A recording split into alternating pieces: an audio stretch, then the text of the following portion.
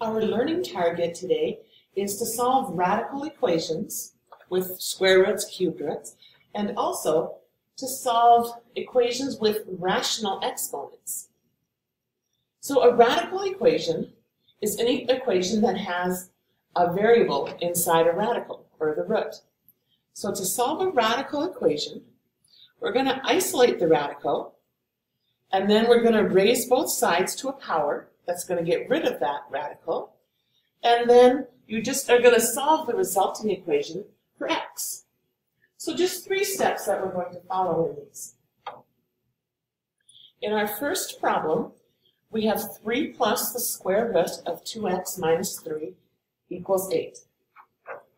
The first step we want to do is to isolate the radical. So I want to have just the square root of 2x minus 3 left. To accomplish that, I need to subtract this 3 from both sides. And 8 minus 3 is 5. Step 2, it tells us to raise both sides to a power. Well, the power is going to be the same as the index. Since this is a square root, we're going to raise both sides to the second power. We also say that we're going to square both sides. When we do that, the square root of something squared is all going to cancel out. So we have 2x minus 3, and on the right side, we get 25. And then the last thing it tells us to do is to solve the resulting equation for x. So to get x by itself, first we'll add 3 to both sides. So we have 2x equals 28, and then divide both sides by 2. So x is equal to 14. And we could check this by plugging 14 in for x. So backing up to take a look at what we just did, first thing we did was to isolate the square root, so we got rid of the 3 from both sides. And then once we had just the radical left, whatever the index is, we raise it to that power. So the whole radical sign goes away. And then we just solve like we did back in 6th grade. In this problem over here, our first step is to isolate the radical term. So we want to come down to having just the cube root of x minus 5. That means we have to get rid of this 4, and it's 4 times the radical. The opposite of times is divide. And 8 divided by 4 is 2. And then what we want to do is raise both sides to the power. Our index is 3, so we'll take everything to the 3rd power. When we do that, the cube root and the cubed are going to cancel out, so the left side is just x minus 5. On the right, 2 to the 3rd power is 8. And finally, our last step is to solve the resulting equation. So I'm just going to get x by itself by adding 5 to both sides. So I get x equals 13. Just a little timeout box here in the middle. We need to remember that when we take the square root of x squared, it's just x. If I take the 7th root of 51 to the 7th, it's just 51. If this power and this index cancel each other out, so you get just the number or the letter in the denominator. So let's flip to the next page. Before we can solve equations with rational exponents, we need to remember how to convert a rational to a radical. So remember that the numerator is the exponent, I often call it the power, and the denominator is the index. So what happens here, 5 is our index, so it's going to be the 5th root of x plus 4, all of that squared. Remember, the denominator is the index, the top is the power. So over here, our index is going to be 4 from the denominator. We have x minus 3, and then all of that is to the 5th. I put that outside because the inside's already messy, and when we're solving equations, first thing we're going to do is get rid of this 5. Another thing we need to remember is that when we take the square root of an even index, so a square root or a fourth root, that we always have to have a plus and minus. When we put in the square root, we have to put in the plus and minus on evens. So our first step in solving this equation here, we've got parenthesis x plus 2. We cannot minus 2 because of the parenthesis. We have to undo the square root of 2, or we have to undo 2 squared by taking the square root on both sides. The square root of x plus 2 squared is just x plus 2. The square root of 9 is 3. And because it's an even index, we need the plus and minus. So to solve, I'm going to get minus 2 minus 2. So what I'm looking at here is 3 minus 2 and negative 3 minus 2. So 3 minus 2 is 1. Negative 3 minus 2 is negative 5. And if we put both of those answers in, it does check out to work.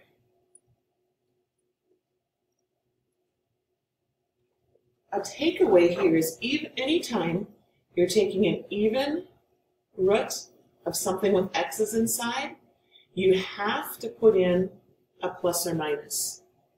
And then you just work your two problems twice, once with the plus and once with the minus.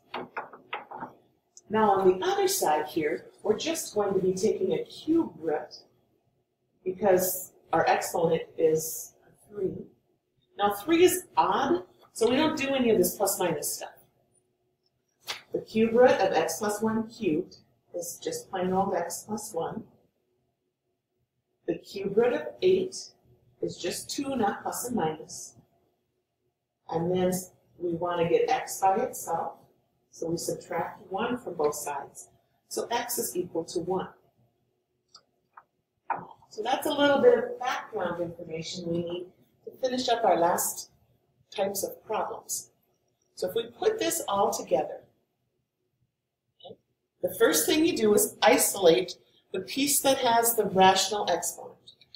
On the last page, we isolated the radical. Here, it's going to be a parenthesis that you isolate. And then you're going to convert it to radical form.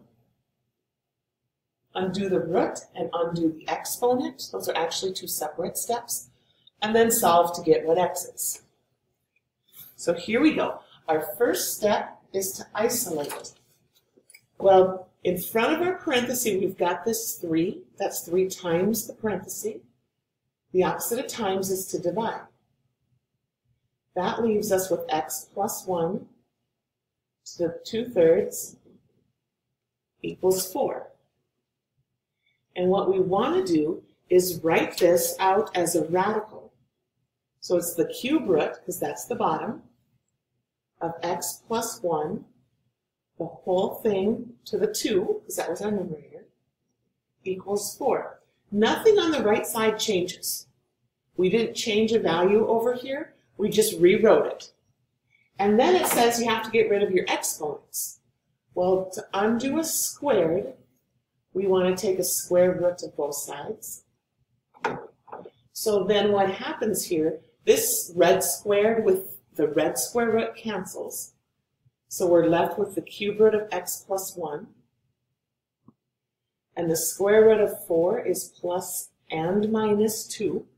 Remember, even indices, we have to do a plus and minus. Then we want to get rid of the root. It's got an index of 3. So we will raise each side to the power of 3. So remember, the cubed with the cube root with the cube cancel out. That side's just x plus 1. On this side, if you have positive 2 and you cube it, you get positive 8. Negative 2 cubed is negative 8, so plus and minus 8. Back to the left, to get x by itself, we want to subtract 1. So we've got plus and minus 8 minus 1. So positive 8 minus 1 is 7. Negative 8 minus 1 is negative 9. And again, if we plug in the 7 to the original equation, we're going to get 12. And if we check and plug in the -9, it also works out. So let's take a look at this one on the other side. The first step is to get the parenthesis by itself. So that's 2 times the parenthesis, so we have to divide. If it were like 2 plus, then we do -2. You always just do the opposite. So that is x minus 5 to the 3/4 power equals 8. And the 8 changed, right? The 16, because we divided by 2 and we got 8. We're going to hold on to the 8, but we're going to write this left side in terms of radicals and exponents. So the denominator is a 4. It's a 4th root of x minus 5. And then the numerator was 3, so our power is 3. It's ugly, but it all goes away. To get rid of the outside power, we need to take the cube root of both sides. And that's to get rid of the power on the outside. We still have the 4th root of x minus 5 left over. The cube root of 8 is 2. It is not plus and minus 2 because it's an odd index. Odd has no plus and minus. And then to get rid of the 4th root, we can't do like a plus 5 because it's stuck under the square root. So we have to get rid of the whole root. The opposite of taking the 4th root of something is bringing it up to the 4th power. So on the left, all we have is x minus 5. And on the right, 2 to the 4th power is 16. Now we can finally get rid of that 5. So x is equal to 21.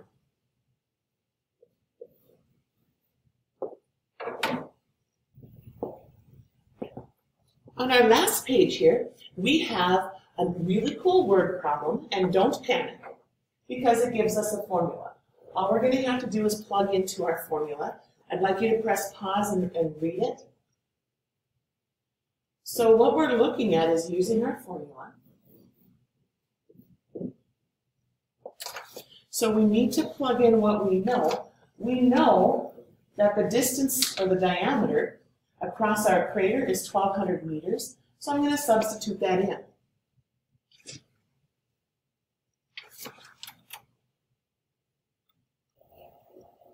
And now we follow the same roots. This is or same rules. Because this is a root, we have to isolate the root. So I'm going to divide both sides by 2. So we have 600 equals the cube root of v over 0.3. To undo the cube root, we have to raise both sides to the power of 3.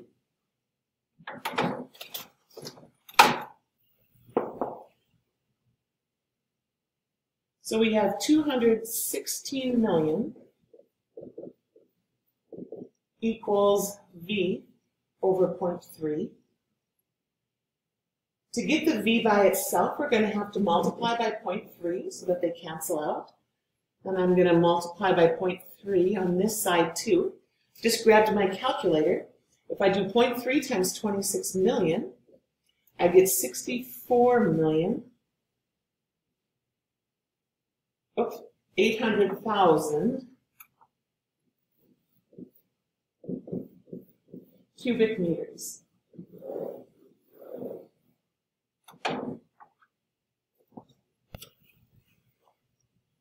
Take some time now and write your summary. Do not write down these questions, but answer them in this summary space. How do we solve equations with roots? We just did one right above here with the meteor. Maybe you want to put your steps up next to that. How do we solve equations with rational exponents? Those are like the problems on page 8. And then when do we need the plus and minus? When you finish your summary, go on to the worksheet assignment.